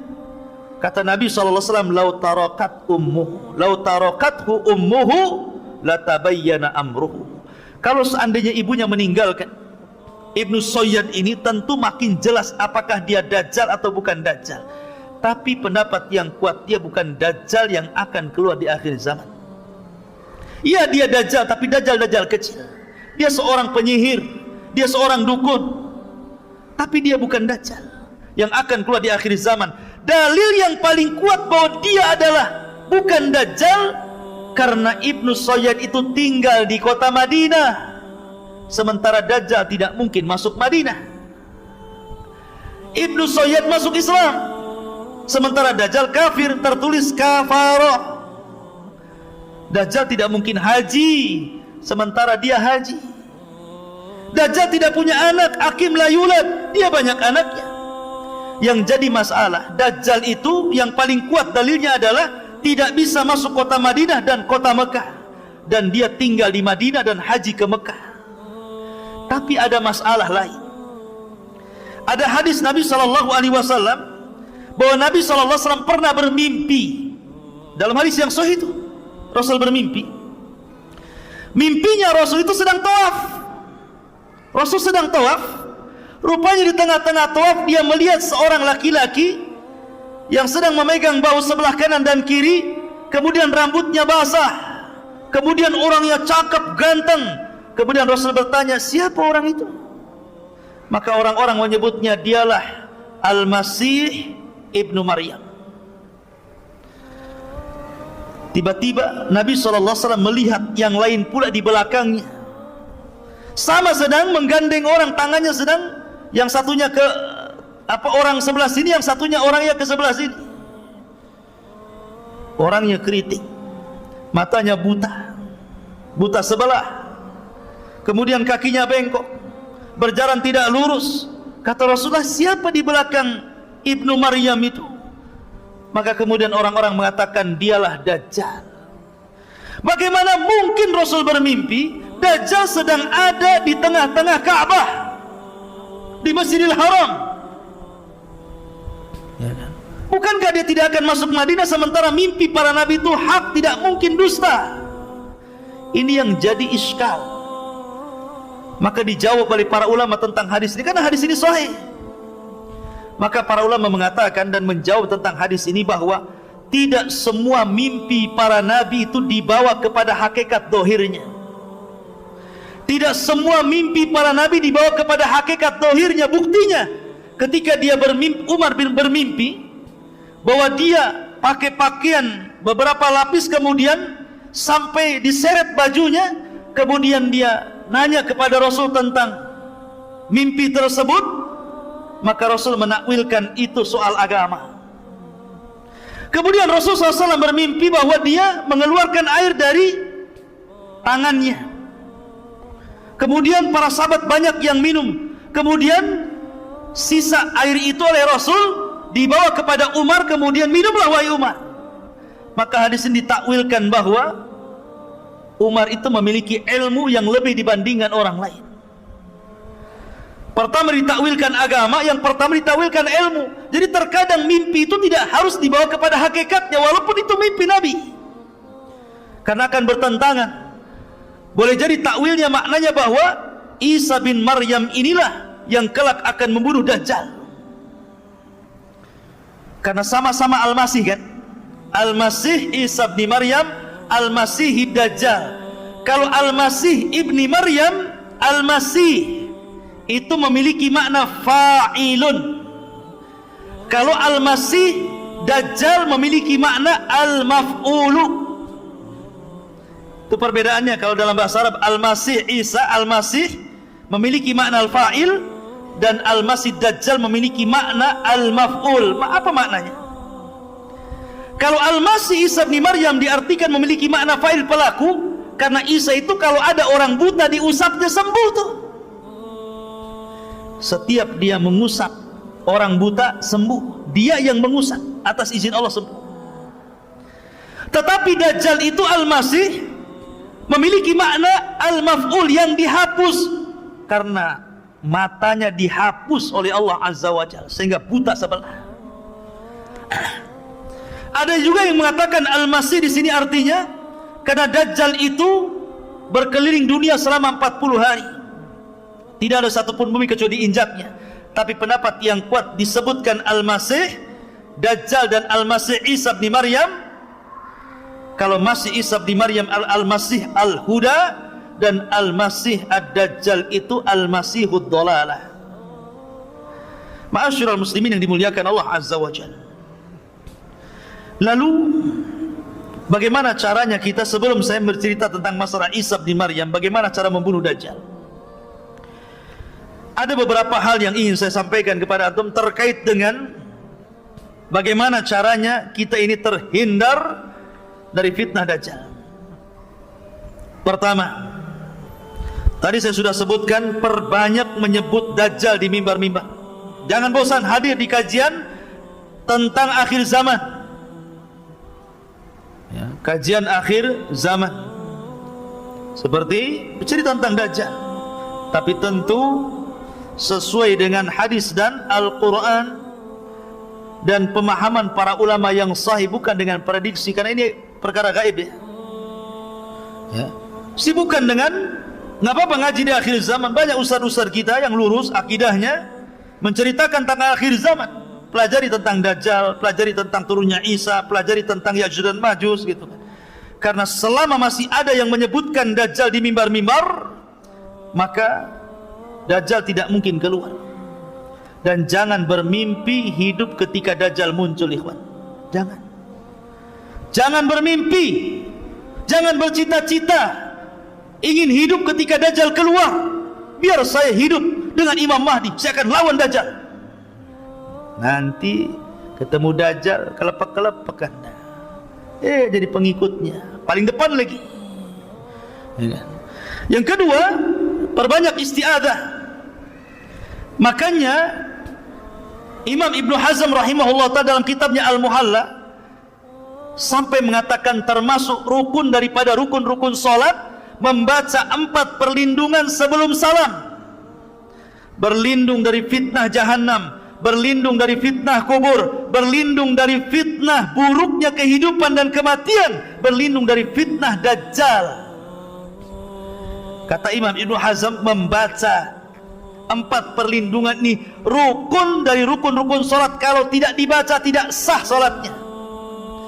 Tapi ini pendapat dohiri, pendapat Ibnu Hazm, pendapat yang benar, tidak sampai rukun, hanya sunnah saja, ya kan? Mustahab. Kalaupun tidak dibaca sah salatnya. Tapi menunjukkan bahwa sampai al-zahiri Yang dalam hal ini Al-Imam Ibnu Hazm sampai mengatakan saking pentingnya berlindung dengan Dajjal sampai berpendapat rukun dibaca sebelum salam, kalau tidak sah sholatnya. Sampai seperti itu, saking bahayanya Dajjal itu. Maka jangan pernah lewatkan, walaupun pendapat yang benar tidak rukun. Kemudian yang ketiga, membaca permulaan 10 ayat surah Al-Kahfi atau membaca 10 ayat akhir surah Al-Kahfi. Kalau bisa dua-duanya, baca 10 awal, baca 10 akhir, lebih bagus lagi baca semua. Baca semua. Karena tadi saya sudah katakan, kenapa surat ini sangat luar biasa untuk membentengi Anda untuk menghadapi fitnah Dajjal. Karena Dajjal membawa 4 fitnah. Fitnah agama, fitnah harta, fitnah kekuasaan, fitnah dengan ilmu. Dan dalam ayat surah Al-Kahfi ada cerita tentang 4 fitnah itu. Cerita Ashabul Kahfi, cerita Dzulqarnain, cerita Musa dengan Khadir, dan cerita tentang Ashabul Jannataini. Cerita Ashabul Kahfi fitnah agama, cerita Dzulqarnain fitnah kekuasaan, cerita Ashabul Jannataini cerita harta, fitnah harta, dan fitnah ilmu ketika cerita Musa dengan Khadir. Dan 4-4-nya ada pada Dajjal. Maka kalau hari Jumat baca surah Al-Kahfi. Kemudian perkuat iman dan ilmu. Sering hadir di majelis ilmu, sering datang di kajian. Bukan hanya bab Dajjal saja. Kalau bab Dajjal muncul antum, giliran bab yang lain malas. Kenapa malas? Bukan bab Dajjal katanya. Ya. Kok semangat? Iya, karena temanya bagus, tema akhir zaman. Kalau tema awal waktu kayaknya enggak. Ini akhir zaman, menarik katanya. Kalau nggak menarik nggak mau datang. Seolah-olah iman itu kalau bicara tentang akhir zaman itu baru naik kan gitu. Tidak. Iman itu dibentuk dari pondasi. Belajar dari akidah dari dasar dulu. Jangan main loncat. Ya kan? Dajjal ini kan bagian daripada satu di antara bab-bab akidah. Lihatlah Syarhus Sunnah karya Imam Barbahari, lihat Ushulus Sunnah karya Imam Ahmad, lihat Ushulus Sunnah lil Humaidi, Ushulus Sunnah miliknya Ibnu Zamanin, As-Sunnah di Al-Lalikai. Paling bab Dajjal itu bagian daripada satu fakrah dari akidah Ahlussunnah wal Jamaah. Satu poin dari sekian banyak poin yang harus dipelajari dari akidah-akidah Ahlussunnah wal Jamaah. Bagaimana mungkin mempelajari satu poin Anda akan kuat akidahnya, sementara akidah Ahlussunnah itu banyak. Makanya belajar, ya. Mulai dari kecil sampai besar, ambil taksilnya, ya. Ma'asyiral muslimin. Kemudian juga, kalau memang antum bisa hidup di Mekah, tinggal di Mekah. Kalau bisa hidup di Madinah, tinggal di Madinah. Kalau bisa, ya. Ustadz, kalau di Serambinya gimana Ustadz? Apa selamat? Wah, di Serambi ya tetap kenalah. Ya. Di mana Serambi Mekah itu? Di Aceh. Aceh, masuk Dajjal ke Aceh. Ya. Karena baru Serambinya ya. Jadi kemudian juga tinggalkan maksiat dan perbuatan dosa. Lah dari sini ikhwatul fiddin, karena Dajjal ini salah satu tanda dari tanda-tanda kiamat besar. Dan kalau kita cerita kiamat, maka kiamat itu dimutlakkan kepada 3 perkara: kematian, kemudian hancurnya alam semesta, dan kebangkitan. Kalau disebut kiamat, maka itu terdapat kepada 3 perkara ini. Jangan hanya takut kepada kiamat yang kedua. Masih sibuk cerita tentang kiamat yang kedua. Sebentar lagi Imam Mahdi keluar, sebentar lagi Dajjal akan keluar. Kita siap-siap. Dia lupa di sana ada kiamat. Sebelum kiamat itu namanya kiamat kematian. Karena kalau diitlakkan kalimat kiamat, ada 3. 1 kiamat kematian setiap manusia. Idza mata ahadukum qamat kiamatuhu. Kalau meninggal salah seorang di antara kalian, tegak kiamatnya. Ini harus persiapan. Bagaimana caranya? Al-kayyisu man dana nafsa wa amila lima ba'dal maut. Orang yang cerdas menghadapi kematian itu orang yang selalu introspeksi dan mempersiapkan bekal untuk kematian. Yang kedua, kiamat hancurnya alam semesta. Makanya dalam Al-Quran ada namanya suratul kiamah. Itu juga dimutlakkan kepada kiamat. Ini pun harus kita siap-siap, karena Al-Quran menyebutkan kiamat telah dekat. Tapi dekatnya seberapa wallahu alam. Jangan memprediksi dengan sekian tahun. Yang jelas sudah dekat. Kapan? Wallahu alam.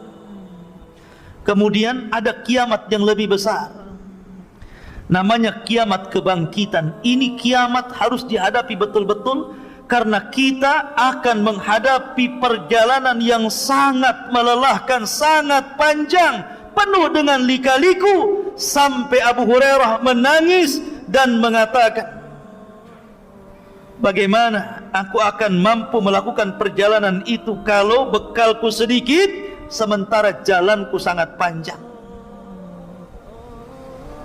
Itu harusnya, ya. Ma'asyiral muslimin yang dimuliakan Allah Azza wa Jalla. Baik, kembali ke awal, bahwa setelah Dajjal merusak ke sana kemari dan pasukan Imam Mahdi tidak sanggup mencegah pasukan Dajjal, akhirnya Imam Mahdi pun terpaksa bersembunyi di Bukit Tur. Bersembunyi karena mereka tidak sanggup melawan Dajjal, karena Dajjal tidak bisa dilawan. Makanya Umar bin Khattab ketika hendak membunuh Ibnu Sayyad yang disangka Dajjal, apa kata Rasulullah? Ketika Umar mengatakan, ya Rasul, da'ni adrib unuka, Rasul, biarkan ku penggal tu lehernya si Ibnu Sayyad itu, katanya. Kata Rasul, jangan. In yakunhu fala tastati biqatli. Kalau memang dia betul-betul Dajjal, kau tidak akan bisa membunuhnya. Fa illam yakunhu fala hajata biqatli. Kalau dia bukan Dajjal, ngapain kau bunuh, katanya Rasul. Artinya bahwa kalau memang itu Dajjal, kata Rasul, tidak ada yang bisa membunuh kecuali Nabi Isa. Makanya karena ini sudah disabdakan Rasul dan sudah hafal kaum muslimin, makanya mereka pun tidak lanjut untuk melawan Dajjal, walaupun sebelumnya sudah mengalami peperangan yang melelahkan, mengalami kemenangan yang luar biasa, menghadapi pasukan kuat, pasukan besar, pasukan yang mayoritas di akhir zaman. Karena kaum muslimin akan minoritas, yang mayoritas itu orang-orang Nasrani nanti, ya. Tetapi ketika menghadapi Dajjal mereka tidak sanggup, makanya sembunyi di Bukit Tur. Sampai kepala kerbau itu lebih baik dibandingkan dinar. Karena punya uang buat apa? Dapat harta ghanimah, harta rampasan perang, emas di mana-mana, tapi yang jual makanan nggak ada, buat apa? Makanya dikatakan kepala kerbau lebih baik dibandingkan dinar. Mereka terkepung di situ. Sampai akhirnya kalau mereka tetap bertahan di situ, mereka akan mati kelaparan. Maka mereka bertekad, sudahlah, daripada kita dalam kondisi seperti ini tersiksa, nyerang tidak, nyerah pun tidak, sudah, kita harus hidup senang atau mati syahid. Maka Imam Mahdi setuju. Pasukan disiapkan. Di malam itu mereka istirahat dengan total, dengan nyenyak. Kemudian datang sepertiga malam mereka bangun. Ketika datang di waktu subuh, mereka pun melantunkan azan. Tiba-tiba Isa bin Maryam turun. Isa bin Maryam turun. Turun ke mana? Turun ke bumi. Ada yang mengatakan, ikhwatu fiddin, kenapa Isa bin Maryam ini turun? Satu alasannya, Isa bin Maryam, hikmah turunnya Isa bin Maryam ke bumi itu, pertama untuk membantah orang Yahudi yang mengatakan bahwa mereka sudah membunuh Isa. Apa kata orang Yahudi? Wa qauluhum inna qatalnal masih ibna Maryam Rasulullah. Maka Allah katakan, wa ma qataluhu wa ma sallabuhu walakin syubbiha lahu, sampai kepada ayat wa ma qataluhu yakina bal rafa'ahu Allahu ila sama. Orang Yahudi mengatakan kami sudah membunuh Isa bin Maryam, Rasulullah. Maka Allah mengatakan mereka tidak membunuhnya. Mereka tidak menyalib di tiang saliban. Bahkan Isa diserupakan sampai kepada ayat, dan mereka tidak yakin membunuhnya. Bahkan Allah angkat Isa sampai ke langit. Ketika dia turun, dia hendak membantah keyakinan orang Yahudi bahwa dia belum dibunuh Yahudi. Enak saja main dibunuh. Saya enggak, masih hidup. Siapa yang membunuh saya? Enggak ada yang membunuh saya. Dengan turunnya Isa bin Maryam terbantahkan prasangka Yahudi. Yang kedua, turunnya Isa bin Maryam untuk menjelaskan kedustaan orang-orang Nasrani yang mengatakan dia anak Tuhan, yang mengatakan dia satu di antara tiga Tuhan, yang mengatakan dia adalah Tuhan itu sendiri. Nanti pada hari kiamat Allah akan memanggil Isa, ya Isa bin Maryam, a anta qulta linnasi ittakhiduni wa ummiya ilahaini min dunillah. Kata Allah, hai Isa, kau ya yang mengatakan kepada manusia, ambillah aku dan ibuku sesembahan selain daripada Allah. Kata Isa, subhanak, maha suci engkau ya Rabb, in kuntu qultu faqad alimta, kalau aku mengucapkannya kau sudah tahu. Makanya Isa turun untuk mendustakan prasangka orang-orang Nasrani yang selama ini menganggap Isa Tuhan. Maka dia datang sebagai Rasulullah, utusan Allah, tapi bukan untuk menyebarkan risalahnya. Dia punya tugas membunuh Dajjal, membunuh babi, mematahkan salib, kemudian menegakkan hukum keadilan. Dan dia ikut untuk mendakwahkan syiar Islam, mengajak orang Nasrani masuk ke dalam Islam. Itu tugasnya ya. Kemudian yang ketiga, bahwa turunnya Isa bin Maryam itu karena sudah dekat ajalnya. Dia harus turun ke bumi dan akan dikuburkan di bumi karena sudah dekat ajalnya, dia harus turun. Ada juga yang mengatakan itu hikmahnya. Ada juga yang mengatakan bahwa dia berdoa kepada Allah ketika dia dalam mimpinya melihat sifat Rasulullah dan umatnya, maka dia kemudian minta ditangguhkan usianya kepada Allah, dan Allah kabulkan. Sampai akhirnya dia pun dipanjangkan usianya sampai 500 tahun lebih. Akhirnya berjumpa dengan Rasul ketika Isra dan Mi'raj. Satu-satunya Nabi yang berjumpa secara ruh dan jasad adalah Nabi Isa di langit. Yang lainnya ruh semua karena sudah mati ya. Kemudian dia pun dijumpakan dengan umatnya, makanya turun dan langsung berjumpa dengan pasukan Al-Mahdi. Ketika itu sudah azan, siap qomat. Tiba-tiba dari langit Isa turun, diapit dengan dua malaikat, rambutnya basah. Kalau dia kemudian menenggak seperti ini, maka akan airnya itu seolah-olah air itu seperti permata, seperti jamrud ya, bercahaya. Kalau dia kemudian menonggak ke bawah begini, maka tetesan-tetesan air. Dan ingat, dia punya nafas sejauh mata memandang. Isa itu kalau bernapas itu akan sampai ke arah sejauh mata memandang. Kalau sekali tiup, ini anginnya melesat sampai sejauh mata memandang. Siapapun orang kafir yang menghirup nafasnya Isa pasti mati ya. Kalau antum ya makan jengkol dulu lah ya. Ya. Ma'asyiral muslimin yang dimuliakan Allah Azza wa Jalla. Maka Isa pun tuh di mana? Di menara, di sebuah menara yang berwarna putih di Damaskus sana, sebelah timur Damaskus. Menaranya sudah ada. Sampai sekarang sudah ada menara itu, persis seperti yang diwahyukan Rasul sallallahu alaihi wasallam. Yang diwahyukan Allah kepada Rasul sallallahu alaihi wasallam, yang disampaikan kepada kita. Menara itu ada hari ini. Anda tengok aja di Google. Ya.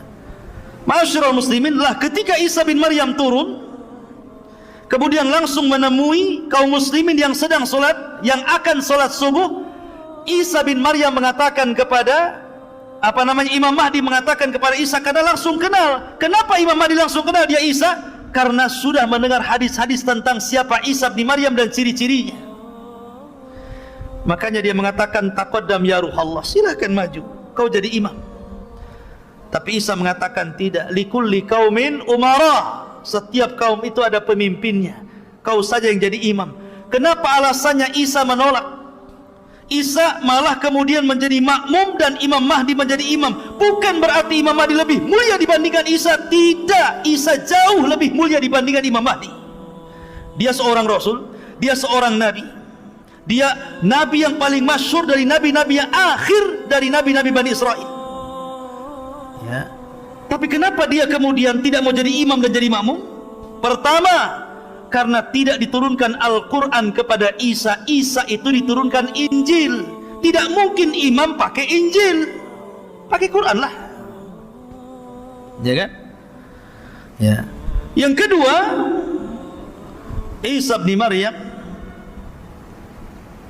kenapa dia tidak mau menjadi imam? Karena tadi takrimatallah ala hadhil ummah, untuk memuliakan umat ini, biar dia di belakang dan Imam Mahdi jadi imam. Setelah kemudian sholat subuh, sebuah pasukan berbaris. Ketika pasukan berbaris itulah maka Isa bin Maryam mengusap seluruh wajah-wajah tentara-tentara Al-Mahdi yang khulas, yang terakhir. Sisa itulah tentara-tentara yang ada, yang lainnya gugur. Demi Allah ikhwan, tidak ada manusia yang paling bahagia ketika itu kecuali orang-orang yang diusap wajahnya oleh Isa bin Maryam. Kenapa? Karena Isa menyebutkan derajat dan tingkatan mereka di sorga. Isa tidak mengatakan kau akan masuk sorga, tapi Isa menyebutkan tingkatannya di sorga. Kamu tingkatan sekian, sekian, sekian. Dan Allah siapkan khusus untuk para mujahidin fisabilillah 100 tingkatan di sorga. Dan jumlah tingkatan di sorga, kata Syekhul Islam Ibnu Taimiyah, sebanyak dan sejumlah ayat dalam Al-Quran, 6.400 kurang lebih sekian tingkatan. Dan para mujahidin dikhususkan 100 tingkatan. Maka Isa menyebutkan tingkatan-tingkatan kalian di sorga. Maka berbahagialah orang-orang yang diusap Isa bin Maryam. Ketika itu Isa naik ke mimbar kemudian berceramah, aku berikan kalian 3 pilihan. 1, kalian tidak perlu berperang, kalian tunggu saja di sini. Saya akan berdoa kepada Allah Subhanahu wa taala agar Allah membangkitkan pasukan yang bukan kalian. Biar pasukan itulah yang akan menghancurkan Dajjal dan bala tentaranya. 2, kalian tidak perlu berperang. Biar aku berdoa kepada Allah agar Allah mengirimkan bencana yang sangat dahsyat, sehingga dengan bencana itu meluluhlantakkan Dajjal dan membunuh Dajjal dan para pengikutnya. 3, atau pilihan yang ketiga, kita perang, saya pimpin kalian, saya pimpin kalian dan saya jamin menang. Dan saya akan berdoa kepada Allah agar tangan-tangan pasukan Dajjal tidak sanggup mengayunkan pedangnya sehingga tidak bisa menebas kepala kalian, dan kalian tinggal tebas kepala mereka. Kira-kira yang mana yang enak? Yang nomor 3, tinggal tebas, ya kan? Pilih yang nomor 3, jihad, perang. Akhirnya setelah itu Imam Mahdi, kemudian Nabi Isa bin Maryam, kemudian kaum muslimin, mereka pun kemudian mulai melakukan penyerangan. Ketika Dajjal tahu bahwa Isa itu sudah turun, maka dia langsung lekas bersembunyi kembali ke Palestina. Tetapi memang usianya sudah dibatasi, hanya 40 hari. Begitulah sabda Nabi SAW. Maka akhirnya kemudian dia pun dikejar Isa bin Maryam, ke timur, ke barat, ke selatan, ke utara, sampai akhirnya tidak ada lagi tempat kecuali di Babil Lud. Dia bersembunyi di Babil Lud. Maka Isa bin Maryam memegang tonggatnya, memegang tombaknya, Kemudian Dajjal melihat Isa seperti garam yang meleleh tersiram air, ketakutan. Maka kemudian Isa pun menghujam dengan tombaknya, kemudian keluar darah untuk membuktikan dia bukan Tuhan. Akhirnya dia mati di atas tombaknya Isa bin Maryam dengan jeritan yang membuat orang-orang Yahudi dan pasukan Dajjal ketakutan. Dan situlah kaum muslimin akhirnya berhasil menyerang orang-orang Yahudi. Tentara-tentara Dajjal akhirnya mereka tunggang langgang lari. Ada yang sembunyi di batu, ada yang sembunyi di pohon, ada yang sembunyi di gua. Tapi Allah buat bicara seluruh makhluk yang ada di permukaan bumi. Sembunyi di batu, batu ngomong, "Hei muslim, di belakang no kafir, cepat bunuh sebelum lari." Tiba-tiba yang sembunyi di balik pohon kata pohon, "Hei muslim, ta'al, ini lo di atas, tengok tuh orang kafir di atas tuh, panas saja." Pokoknya sembunyi di mana saja, semua bisa bicara, kecuali satu pohon kata Rasulullah. Pohon itu bisu, tidak mau bicara, malah ikut melindungi orang Yahudi. Namanya pohon Gorkot, yang konon katanya orang Israel sudah menanam pohon Gorkot ini dan sudah tinggi. Sayangnya tahun berapa saya lupa, pernah kebakaran tuh hutannya, karena dikirim layang-layang oleh orang Palestina yang taruh apa namanya, taruh api. Jadi tidak pakai bom, ngirim layang-layang, kasih api, layangnya terbang masuk hutan, kebakaran sampai ke Kalimantan. Nggak ada kaitan Israel sana Kalimantan sini ya. Ma'asyiral muslimin yang dimuliakan Allah Azza wa Jalla, artinya bahwa hal ini sudah diberitahu oleh Rasulullah. Berarti orang Islam tahu kalau seandainya orang Yahudi itu berada di pohon Gorkot, sehingga mereka bisa mengejar karena sudah ada beritanya kan. Kalau seandainya tidak ada beritanya dia bersembunyi di pohon Gorkot, tentu kita susah untuk mencarinya. Tapi sudah ada wahyu dari Rasulullah SAW, mereka bersembunyi di pohon Gorkot, tinggal cari saja di pohon Gorkot kan. Akhirnya ketika itu banyak yang terbunuh dan tertawan. Yang tertawan ini cuma dua pilihan, masuk Islam atau mati. Cuma dua, Islam, mati. Kalau di zaman Rasul tiga, masuk Islam atau bayar upeti. Tetap kamu kafir gak apa-apa, tapi bayar upeti. Hatta yu'tul jizyata an yadi wa hum saghirun. Tetap bayar upeti, tapi kamu harus merendah kepada kaum muslimin. Kemudian yang ketiga, kalau melawan, bunuh. Tapi ketika itu pilihannya cuma dua, masuk Islam atau mati. Dan Allah katakan, wa im min ahlil kitab illa la yu'minanna bihi qabla mautihi. Dan sebagian besar ahli kitab akan masuk ke agama Muhammad sebelum wafatnya Isa bin Maryam. Ketika itu Isa bin Maryam hidupkan selama 40 tahun. Walaupun khilaf, ada yang mengatakan 7 tahun, ada yang mengatakan 40 tahun. Tapi pendapat yang kuat wallahu alam 40 tahun Isa akan hidup. Setelah kematian Dajjal, maka kaum muslimin akan diberkahi kehidupannya, di mana semua binatang tidak ada yang saling menerkam. Harimau bisa bertetangga dengan kucing, buaya bisa bertetangga dengan cicak. Cicak buaya, bukan Persus ya. Cicak dan buaya, bukan cicak versus buaya. Jadi mereka berkawan tidak saling menerkam. Ular piton dengan cacing saling pelukan. Pokoknya jinak semuanya. Manusia bisa bertetangga dengan singa tanpa harus takut menerkam. Singa pun bertetangga dengan kita tanpa harus takut diburu. Pokoknya semua jadi satu bertetangga, ikhwan. Dijinakkan oleh Allah Azza wa Jalla. Tidak ada yang saling menyakiti. Betul-betul berkah. Walau anna ahlal qura amanu wattaqau lafatahna alaihim barakatin minas sama'i wal ardh.